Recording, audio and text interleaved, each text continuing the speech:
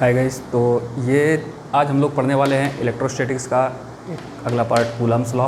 ठीक है, तो इसमें हम लोग कूलम्ब्स लॉ के बारे में जानेंगे और ये जो पार्ट है ये टीजीटी और पीजीटी दोनों का ही कॉमन पार्ट रहेगा।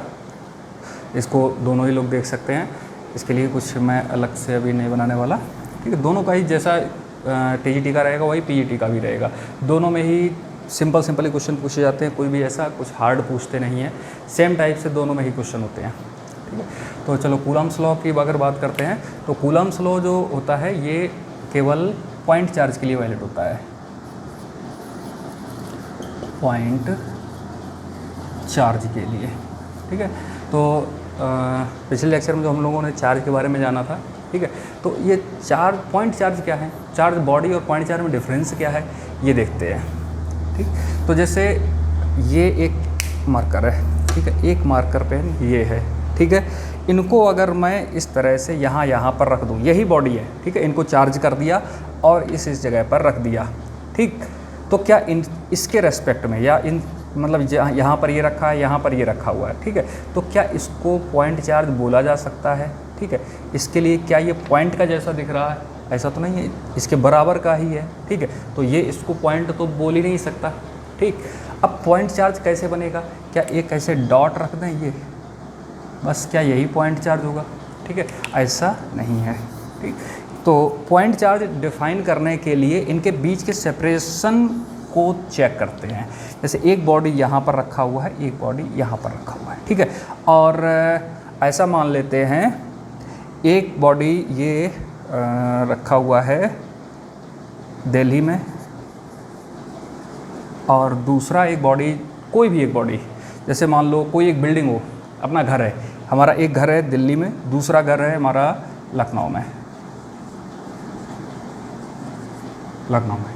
ठीक है, तो ये हमने अपने घर को ही पूरा चार्ज बॉडी मान लिया, ठीक है, तो अपना पूरे घर को चार्ज दे दिया, ठीक, और जो दिल्ली में घर था उसको भी पूरा चार्ज दे दिया, ठीक है।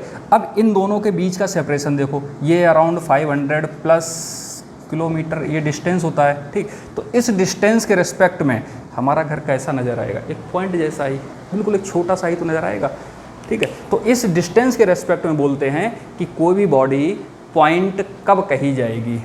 ठीक, जैसे ये दो पेन है, इन्हीं को पेन को ही ले लो, एक पेन को यहाँ पे रखा, दूसरे पेन को कोई 2 किलोमीटर दूर रख दो जा करके, ठीक, अब ये 2 किलोमीटर या 2000 मीटर के रेस्पेक्ट में इनका जो साइज है ये तो नेग्लिजिबल हो जाएगा, बेकार हो जाएगा। अब 2000 किलोमीटर के रेस्पेक्ट में इसको क्या बोलेंगे? पॉइंट। ठीक, तो इस तरह से ये डिफाइन होते हैं पॉइंट चार्ज। ठीक है, तो पॉइंट चार्ज का मतलब यही नहीं कि दो छोटे से डॉट रख दिए बस यही पॉइंट चार्ज हैं, कोई भी बॉडी पॉइंट चार्ज हो सकता है। ठीक, तो कूलम्ब्स लॉ जो है ये सिर्फ पॉइंट चार्ज की बात करता है, मतलब काफ़ी अच्छे खासे सेपरेशन पर अगर रखे होते हैं तो ये कूलम्ब्स लॉ वैलिड होता है। कूलम्ब्स लॉ अगर बहुत ज़्यादा कम डिस्टेंस हो जाती है, जैसे न्यूक्लियस के अंदर हो जाता है, तो वहाँ पर कूलम्ब्स लॉ वैलिड नहीं रहता है, क्योंकि न्यूक्लियर फोर्सेस भी आ जाते हैं। वैसे काम इसी से करते हैं, जो भी फार्मूले उसके बनते हैं वो यहीं से उठ के जाते हैं, लेकिन फिर भी उस कुछ और एक्स्ट्रा फोर्स भी आ जाते हैं, उसकी वजह से ये थोड़ा डिस्टर्ब हो जाता है। ठीक है, तो चलो अब बात करते हैं कूलम्ब्स लॉ आखिर है क्या। ठीक है, तो पॉइंट चार्ज हम लोगों ने समझ लिया, अब देखते हैं। तो ये जैसे 2 पॉइंट चार्ज हैं, अच्छा चार्ज बॉडी पर वैलिड क्यों नहीं है ये भी बाद में बताऊंगा। ठीक है, पहले कूलम्ब्स लॉ पढ़ लेते हैं, उसके बाद में देखते हैं कि ये बॉडी पर वैलिड क्यों नहीं होता है।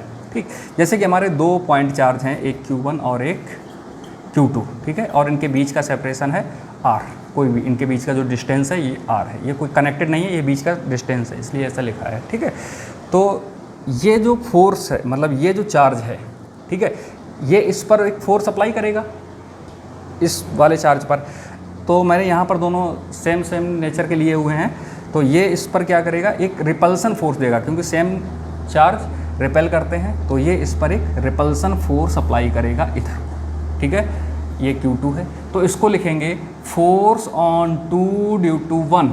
ठीक, ऐसे जैसे अपने किताबों में लिखा जाता है, डराया जाता है, उसी तरह से हम लोग भी थोड़ा सा देख लेते हैं। ठीक है, इसके द्वारा अप्लाइड फोर्स इस पर, फोर्स ऑन 1 ड्यू टू 2।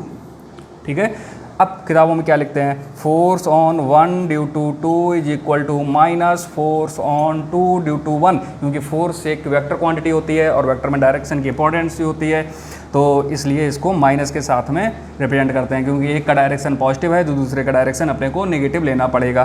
ठीक, अच्छा अब इसको ज़रा ऐसे भी लगा लेते हैं, ये दो लाइनें कर लेते हैं, इसको मॉड बोलते हैं, मैथ में इसको मॉडुलस भी बोलते हैं। ठीक है, फिजिक्स में अपने इसको स्टाइल में मॉड बोलते हैं। ठीक, तो ये क्या करेगा, इसका ये माइनस खा जाएगा, ये इस तरह से हो जाएंगे। इसको ऐसा वेक्टर फॉर्म भी पूरा अच्छे से लिख लेते हैं। ठीक है, तो ये भी लिखा जा सकता है। ठीक, मतलब दोनों ही एक दूसरे पर बराबर फोर्स अप्लाई करते हैं। अच्छा, बराबर फोर्स अप्लाई करते हैं तो ये न्यूटन्स थर्ड लॉ को भी फॉलो करते हैं। Follows Newton's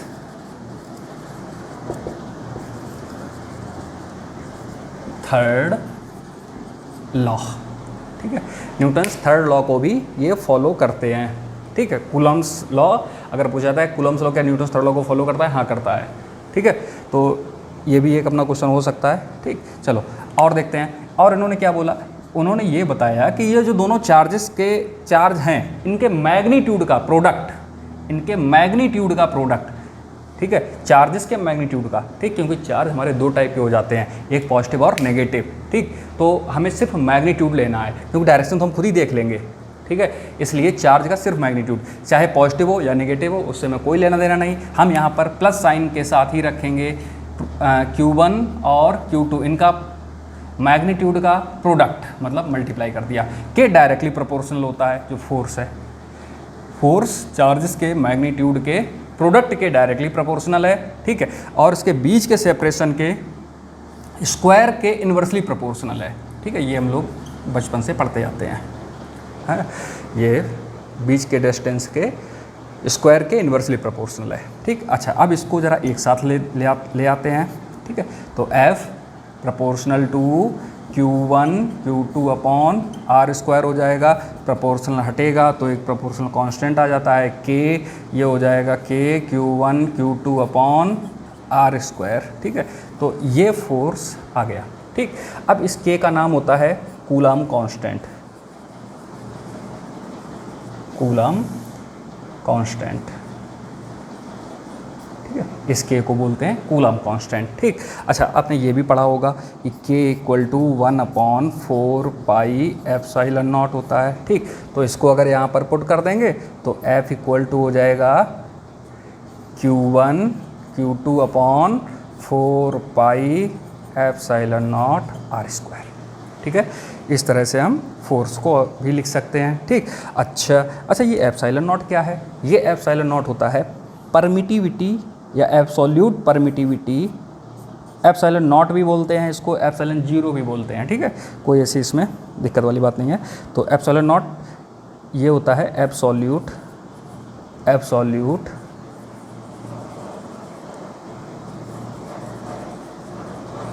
permittivity of space. ठीक है, स्पेस बोल दो या एयर बोल दो, वैक्यूम बोल दो, एयर का थोड़ा सा ज़्यादा होता है लेकिन फिर भी इसको लगभग एयर के ही इक्वल मान लेते हैं। ठीक है, अच्छा जो इसकी वैल्यू रहती है चलो अब सभी की ज़रा यूनिट और सभी की वैल्यू ही लिख लेते हैं। ठीक, इसको ज़रा हटाते हैं, ये हटा दें फिर जगह हो जाएगी। सभी की यूनिट और वैल्यू, तो एप्सिलॉन नॉट की जो वैल्यू होगी इसको लिखा जाएगा, या पहले K को लिख लेते हैं। K equal to 4 pi epsilon naught होता है। ठीक है, इसकी अगर यूनिट की बात करें तो इसकी यूनिट हो जाएगी, देखो K को यहाँ पे रखो, सबको इधर भगाओ तो देखो इधर हो जाएगा F फोर्स की, इधर ये इधर चला जाएगा, फोर्स की यूनिट तो न्यूटन होती है, ये मीटर स्क्वायर हो जाएगा, अपॉन चार्ज की यूनिट कूलम होती है, ये भी कूलम है तो कूलम स्क्वायर हो जाएगा। ठीक है, K की यूनिट ये हो गई। ठीक, अच्छा एप्सिलॉन नॉट की बात करें तो एप्सिलॉन नॉट की वैल्यू जो होती है इसकी और एक वैल्यू लिख लेते हैं 9 × 10⁹। ठीक है, 9 × 10⁹ न्यूटन मीटर स्क्वायर पर कूलम स्क्वायर। ठीक है, तो यहाँ से जब कैलकुलेट किया गया तो एप्सिलॉन नॉट की वैल्यू निकल करके आती है 8.85 × 10⁻12।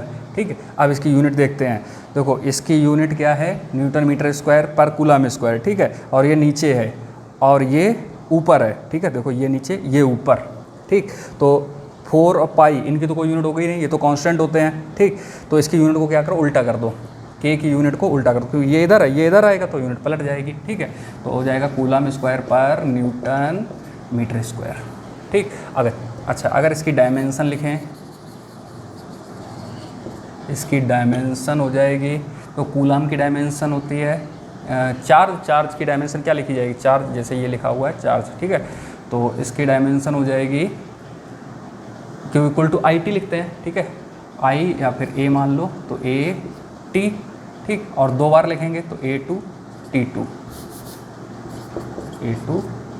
T2 अपॉन, क्योंकि स्क्वायर है इसलिए A2 T2, न्यूटन की ML/T-2 मीटर L2, ठीक। तो ये हो जाएगा L3 ऊपर चला जाएगा, ये -2 ऊपर जाएगा, प्लस का 2 हो जाएगा, तो अपने पास जो डायमेंशन निकलेगी M-1 L-3 T4 A2, ठीक है, ये इसकी डायमेंशन हो जाएगी, ठीक। तो इस तरह से हम इसकी डायमेंशन फाइंड कर सकते हैं। इसमें डायमेंशन और यूनिट फाइंड करने में कोई भी ऐसी रॉकेट साइंस तो होती ही नहीं है, ठीक है।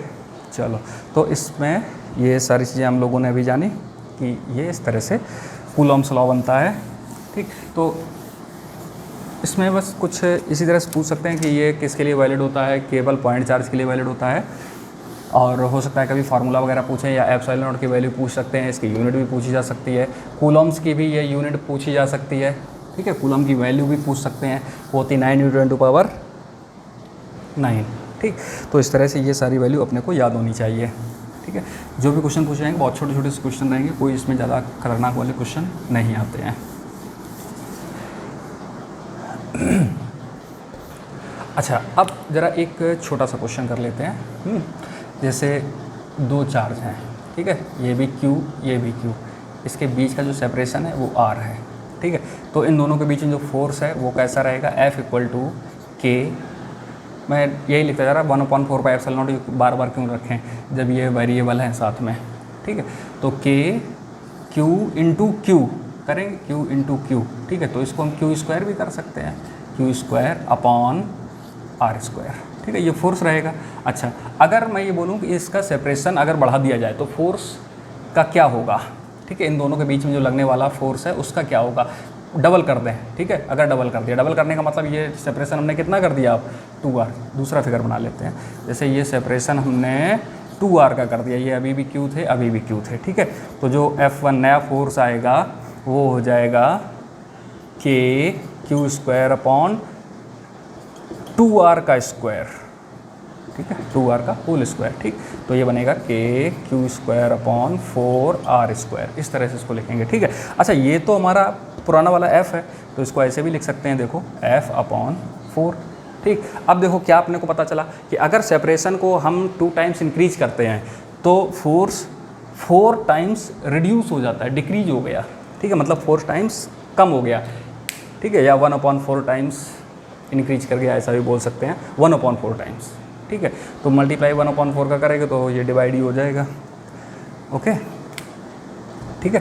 तो 4 टाइम्स ये रिड्यूस कर जाता है, ठीक। अगर मान लो 3 टाइम्स कर दें तो यहाँ पर 3 का स्क्वायर हो जाएगा, 9 टाइम्स हो जाएगा, जितने भी टाइम्स किया जाए उसका स्क्वायर में ही ये रिड्यूस होता है, ठीक। अच्छा, अगर इसका सेपरेशन आधा कर दें, सेपरेशन आधा कर दिया मतलब R/2 कर दिया, अब फोर्स का क्या होगा, तो कोई F2 फोर्स निकल करके आया, K Q²/R/2 का स्क्वायर, ठीक है। तो ये हो जाएगा K Q²/R²/4, ठीक। तो ये 4 तो यहाँ चला जाएगा, तो ये बनेगा F2 = 4K Q²/R²। तो ये K Q²/R², ये तो अपना पुराना वाला पहले ही F है, तो ये हो गया 4F, मतलब 4 टाइम्स इंक्रीज करेगा। अगर सेपरेशन को आधा कर देते हैं, ठीक है, मतलब जितने टाइम्स सेपरेशन को कम करते चले जाएं, ठीक, तो उसके स्क्वायर के टाइम्स फोर्स इंक्रीज होता चला जाएगा, ठीक है। और सेपरेशन को अगर बढ़ाते चले जाएंगे तो उसके स्क्वायर के टाइम्स फोर्स डिक्रीज होता चला जाएगा, ठीक। तो ये पॉइंट अपने को पता चला, अगर फोर्स सेपरेशन बढ़ेगा तो फोर्स कम होगा, कितना कम होगा, जितना भी इंक्रीज किया जा रहा है उसका स्क्वायर कर दो उतने टाइम्स कम होगा, ठीक। सेपरेशन को कम कर रहे हैं तो फोर्स बढ़ेगा, कितने टाइम्स बढ़ेगा, उसका स्क्वायर कर दो, जो भी डिस्टेंस है, जितना भी कम कर रहे हैं उसका स्क्वायर कर दो, बस उतने टाइम्स फोर्स इंक्रीज करेगा। ठीक है, चलो इतनी बातें और अपने को समझ आ गई।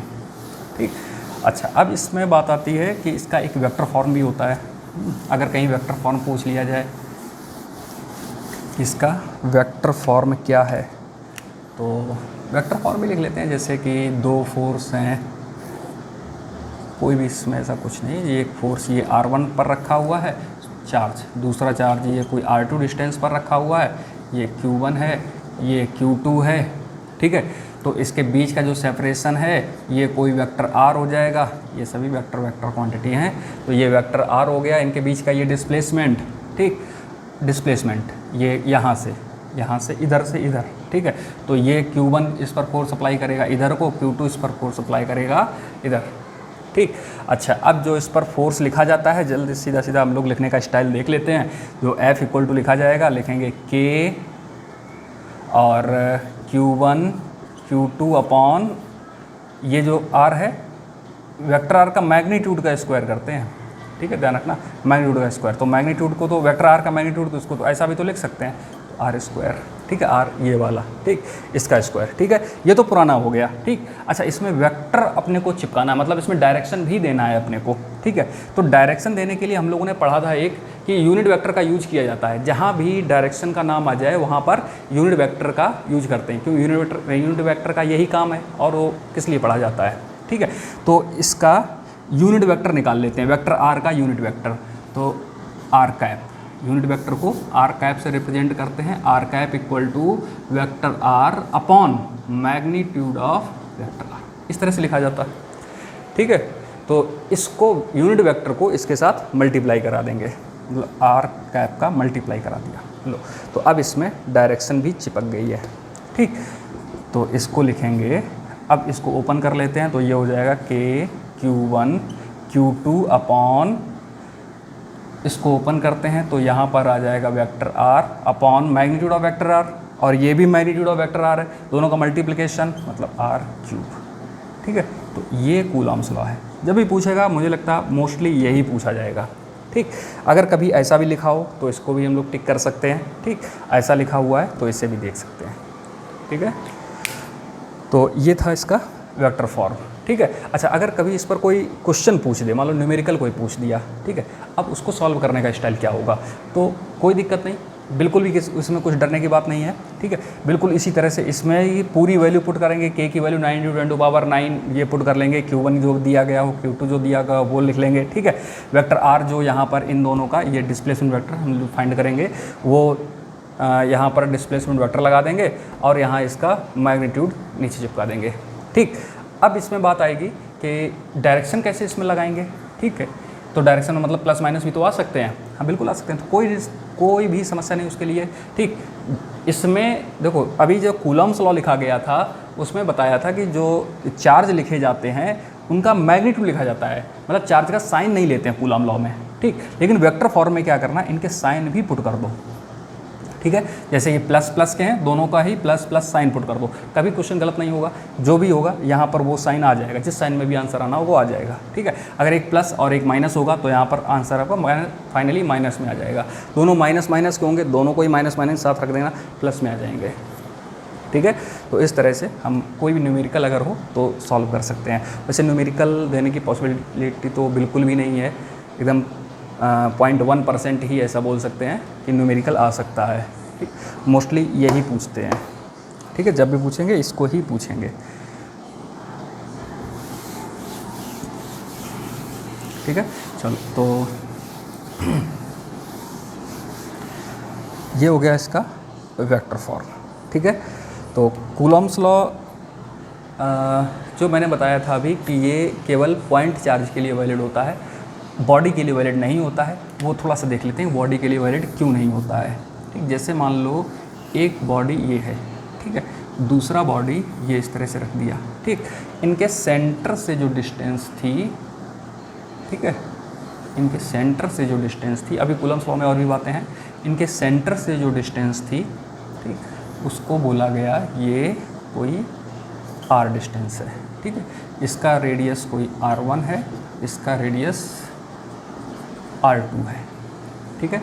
इन दोनों पर चार्ज डिस्ट्रीब्यूट किया गया था पहले, ठीक है, पहले इन पर चार्ज डिस्ट्रीब्यूट किया गया था। तो यूनिफॉर्मली इस तरह से मान लिया हमने डिस्ट्रीब्यूट हो गया था, ठीक है, तो यूनिफॉर्मली डिस्ट्रीब्यूटेड था चार्ज उस पर, ठीक। अच्छा, जब इसको पास में रखा, जैसे इन दोनों को पास पास में पुट किया करके, तो क्या ये डिस्ट्रीब्यूटेड ऐसे ही यूनिफॉर्मली बना रहेगा? बिल्कुल भी नहीं रहेगा। तो क्योंकि दोनों पॉजिटिव पॉजिटिव हैं, मतलब लाइक चार्ज हैं, रिपेल करेंगे, तो ये वाला इस चार्ज को थोड़ा इधर सरका देगा, ये वाला इस चार्ज को थोड़ा इधर सरका देगा, मतलब जो चार्ज हैं वो कुछ इस तरह से डिस्ट्रीब्यूट हो जाएंगे, ठीक है। और इसमें भी डिस्ट्रीब्यूशन कुछ इसी तरह से बन जाएगा, ये ऐसा, ठीक है। अच्छा, अब हमें ये तो पता ही नहीं है कि ये चार्ज कितना कितना इधर उधर सरक गए, ठीक है। तो अब इन चार्जेस का सबका सेंटर तो यहाँ कहीं होगा, ठीक, इन सभी का सेंटर यहाँ पर कहीं होगा। अब ये हमें एग्जैक्ट तो मालूम ही नहीं है कि ये इधर उधर कहाँ होगा, मतलब कितना ये सरका है चार्ज, तो कितना ये कहाँ पर हम इनका सेंटर अब कंसीडर करें, ठीक। तो इसलिए हम इनको फाइंड नहीं कर सकते हैं, ठीक है।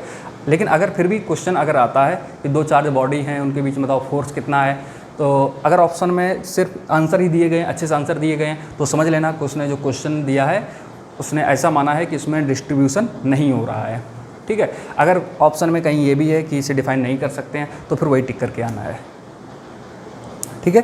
तो इस तरह से हम ये, इसलिए कूलम लॉ यहाँ पर वैलिड नहीं रहता है, ठीक है, ये चार्ज बॉडी के लिए, क्योंकि अब इसके बीच का डिस्टेंस ही नहीं पता, ठीक।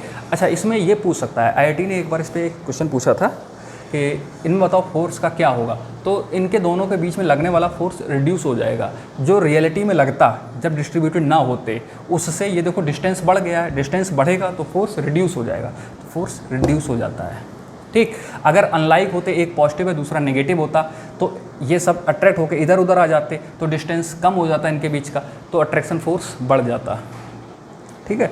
तो अगर इतना पूछता है तो हम लोग ये बात लिख सकते हैं, वैसे इतना ही पूछेगा, ठीक है, कि फोर्स क्या होगा, रिड्यूस होगा कि इंक्रीज करेगा, तो वो हम बता सकते हैं कि लाइक चार्ज हैं तो रिड्यूस होगा, और अनलाइक चार्ज हैं तो इंक्रीज कर जाएगा, ठीक है। तो कूलम लॉ में ये काफ़ी सारी बातें इसमें हो गई, ठीक। और नेक्स्ट लेक्चर में जो बचा हुआ है कुछ पार्ट, वो नेक्स्ट लेक्चर में अपना कंप्लीट करते हैं, ठीक है। Thank you.